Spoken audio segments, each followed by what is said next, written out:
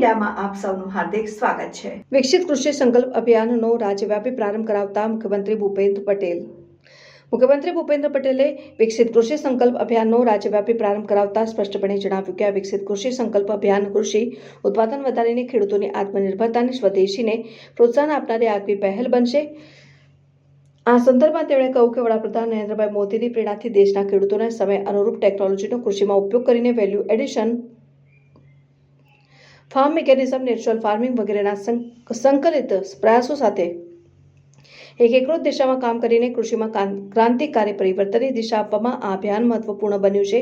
ભારત સરકારના કૃષિ અને ખેડૂત કલ્યાણ વિભાગ દ્વારા ICAR અને રાજ્યના કૃષિ વિજ્ઞાન કેન્દ્રોના વૈજ્ઞાનિકો, કૃષિ યુનિવર્સિટીઓના તજજ્ઞોના સહયોગથી વિકસિત કૃષિ સંકલ્પ અભિયાન તારીખ 29મી મેથી 12 જૂન સુધી દેશભરમાં યોજાવાનું છે। મુખ્યમંત્રી ભૂપેન્દ્ર પટેલે ગુજરાતમાં અભિયાનનો પ્રારંભ આણંદ કૃષિ યુનિવર્સિટીથી કરાવ્યો હતો। ગુજરાતમાં અભિયાન અંતર્ગત 235 તાલુકાઓના 2951 ક્લસ્ટર થકી 3.50 લાખથી વધુ ખેડૂતો સુધી સીધા પહોંચાડવાનું વ્યાપક આયોજન કરવામાં આવ્યું। અભિયાન દરમિયાન રાજ્યના 30 કૃષિ વિજ્ઞાન કેન્દ્ર અને 4 કૃષિ યુનિવર્સિટીના વૈજ્ઞાનિકો, કૃષિ તજજ્ઞો, કૃષિ વિજ્ઞાનના વિભાગના અધિકારીઓ અને સ્થાનિક પ્રગતિશીલ ખેડૂતો ગામડે ગામડે ફરીને ખેડૂતોની મુલાકાત કરશે। મુલાકાત દરમિયાન ખેડૂતોને પ્રાકૃતિક કૃષિ, આધુનિક અને જળવાયુ પરિવર્તન અનુરૂપ ખેત પદ્ધતિ, નવા સંશોધિત બિયારણો, નેનો ફર્ટિલાઇઝર, સોઇલ હેલ્થ કાર્ડના ઉપયોગ ઉપરાંત જરૂરિયાત પૂરતો જ ખાતરનો ઉપયોગ કરવા જેવી કૃષિલક્ષી જાણકારી આપવામાં આવશે। આ ઉપરાંત ખેડૂતોને કેન્દ્ર અને રાજ્ય સરકારની ખેડૂતો હિતલક્ષી સહાય યોજનાઓ અંગે પણ માહિતગાર કરવામાં આવશે।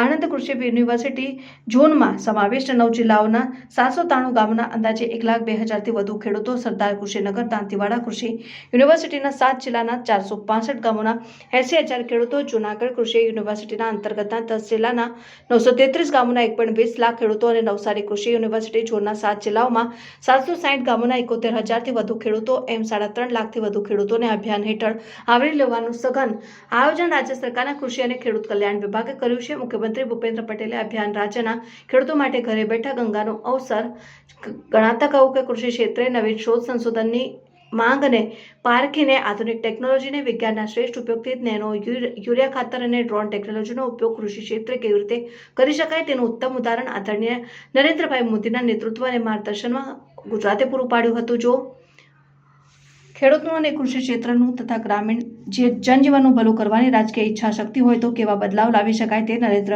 મોદીએ ગુજરાતમાં વીજળી અને નર્મદાનું પૂરતું પાણી સિંચાઈ માટે આપીને પુરવાર કર્યું છે।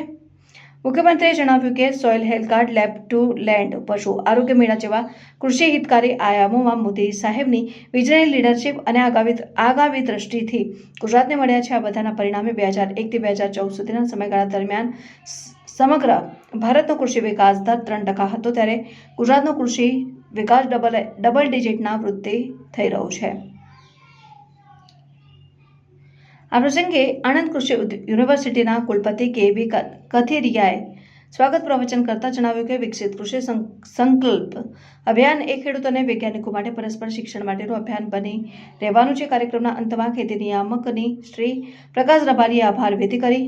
આ પ્રસંગે નાયબ મુખ્ય દંડક રમણભાઈ સોલંકી, સાંસદ મિતેશભાઈ પટેલ, જિલ્લા અગ્રણી સંજયભાઈ પટેલ, ધારાસભ્ય સર્વે યોગેશ પટેલ, ચિરાગ પટેલ, કમલેશ પટેલ, વિપુલ પટેલ, કૃષિ વિભાગના અધિક મુખ્ય સચિવ અંજુ શર્મા, એગ્રો ઇન્ડસ્ટ્રીઝના MD વિજય ખરાદી, કૃષિ અને સહકાર વિભાગના સચિવ PD પલસાણા, જિલ્લા કલેક્ટર પ્રવીણ ચૌધરી, જિલ્લા વિકાસ અધિકારી સુશ્રી દેવા હોતી, જિલ્લા પોલીસ અધિક્ષક ગૌરવ જસાણી, કૃષિ વિભાગ ઉચ્ચ અધિકારીઓ અને કર્મચારીઓ સહિત મોટી સંખ્યામાં ખેડૂતો ઉપસ્થિત રહ્યા। રિપોર્ટર વિજય પરમાર, ન્યૂઝ 7 ઇન્ડિયા।